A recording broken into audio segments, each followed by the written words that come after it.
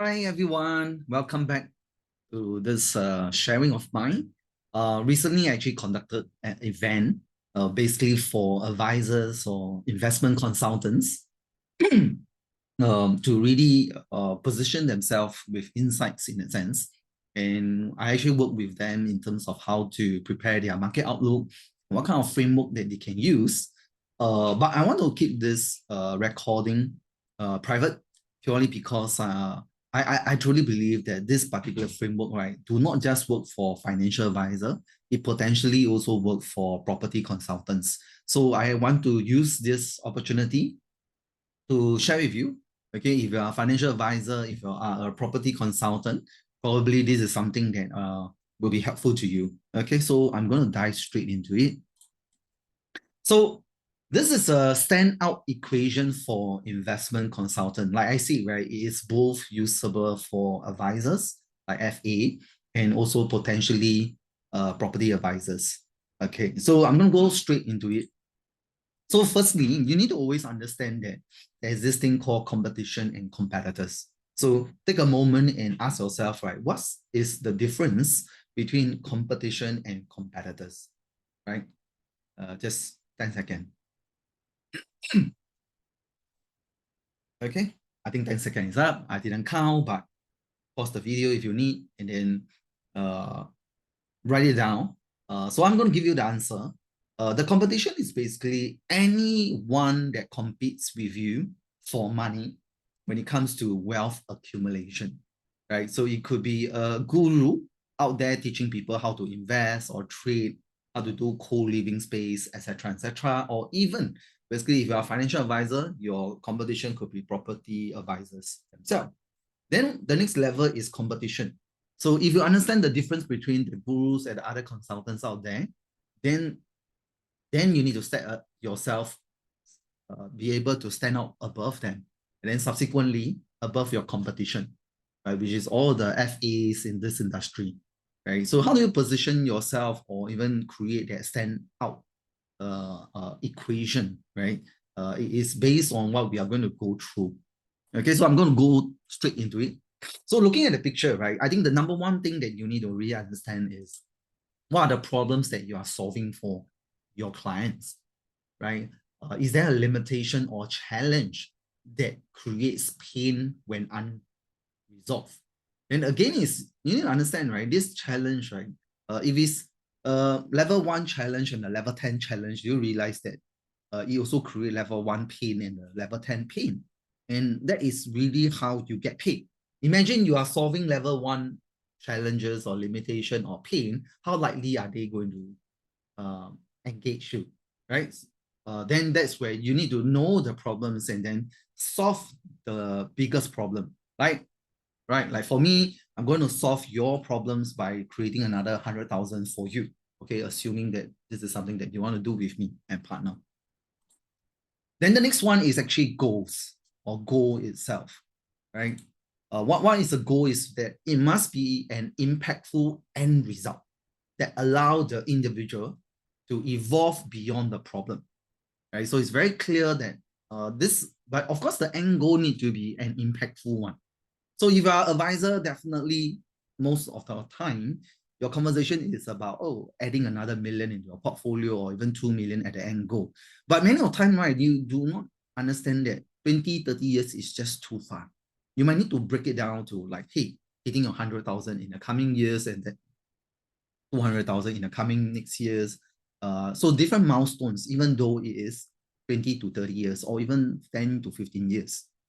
Then if you are a property agent, you can position yourself with the problems that you want to solve, right? Like for example, people might say that, hey, I want to look for the next 20,000 in the coming 3 years, right? Because of the buyer stamp duty, the additional buyer stamp duty, you want to say that, okay, every 3 years you can unlock 200,000 minimally, right? But of course, for context, right, 200,000 may not include the charges, right, that they pay you, right? So it depends on your methodology and how confident and how convicted that you can deliver results to people. Okay, then the next stage is actually unlocking, right? And to be able to bring them from a problem state to a solution state or eventually the end goal that they can achieve, they have to deploy a process, right? And the process have to be creative, right? Because it requires your knowledge, your skill, and eventually that's where you have to raise the awareness to bridge the gap between the problem and the solution. And many of time ask yourself this question: the solution is a what or a who? Okay, if you get this answer correctly, then you are able to position yourself at the next level. Then the next one is actually a concept, right? Remember the creative system, right? The process. Then how do you contextualize, package yourself, name that value of yours in a way that capture attention, right? And stick it in people's mind, right? Like for me, as a coach, as a mentor, I only do and focus on three things. Number one, I want to be able to bring clarity to you, right? By equipping you with conviction. When it comes to equipping you with conviction, it's basically facts, okay? Not just some out from the sky, not some fake methods in a sense. There's no such thing as fake it until you make it. No, for me, it's really facts, right? Whether you are advisor or property advisor, so based on facts, the methodology need to be proven also at the same time, which is the next one. But again, is you have to show case studies, a case study that it has been repeated, over time. That will stick, and then you will capture attention. And you have to put a proper name there. So for me, clarity, conviction, and the third one is to make you an authority in your field, right? And I truly believe that it is possible. Right? I've done it for myself.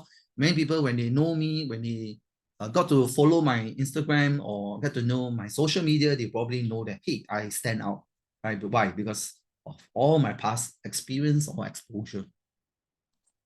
Then, like I say, I touch a bit, which is social proof, right? But social proof, right, is not so much of like, sometimes people will put testimonial like, hey, this person is transparent, this person is open, this person is very honest. Okay, all this is rubbish, honestly. The proof that you want to give people is giving people the belief it is possible through your method, right? Through whether through the results that you bring to people or a group of people, right? Because of that, naturally people will believe that you are able to deliver results to them. So that is very important.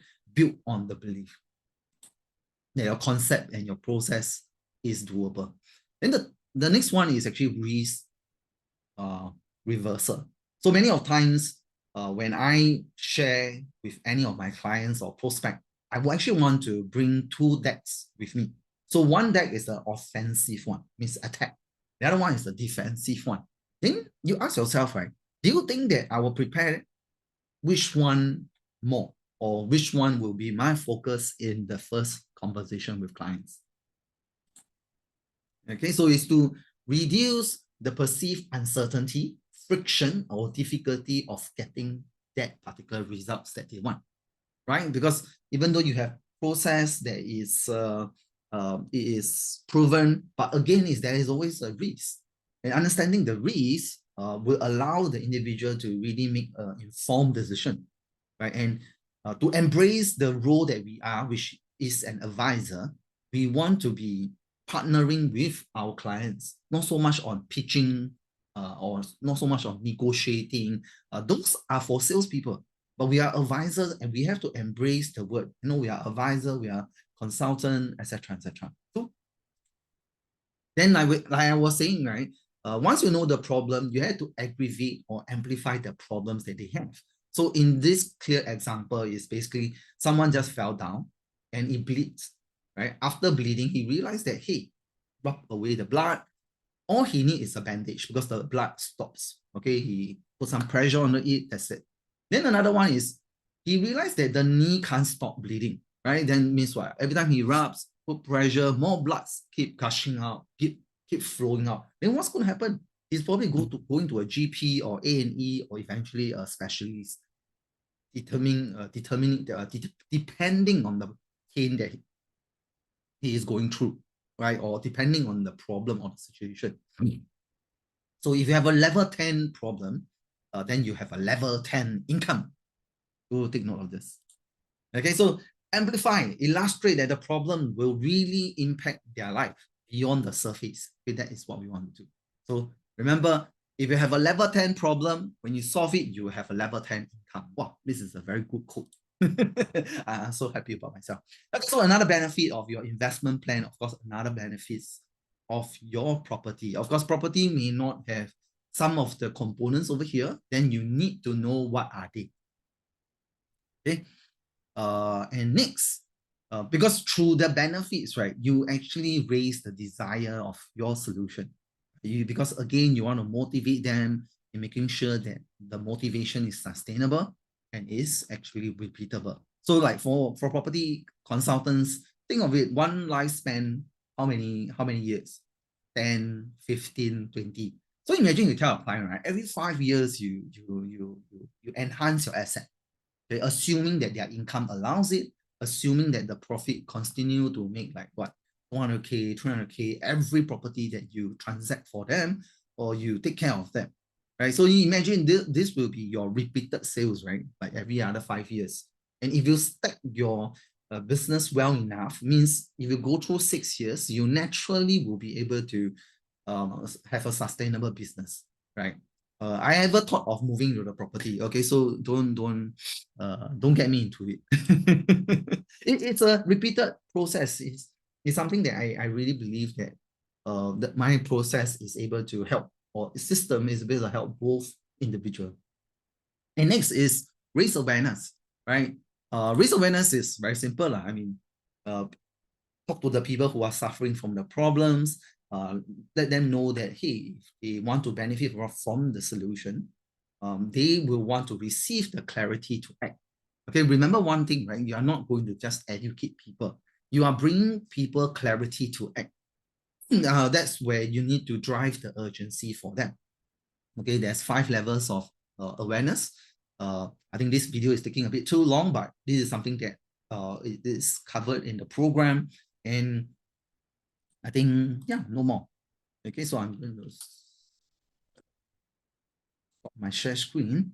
So thanks for, if you watch until this part, right? Really appreciate it. Do ask me questions along the way. I want to help you more in your journey. Okay, so see you again. Bye.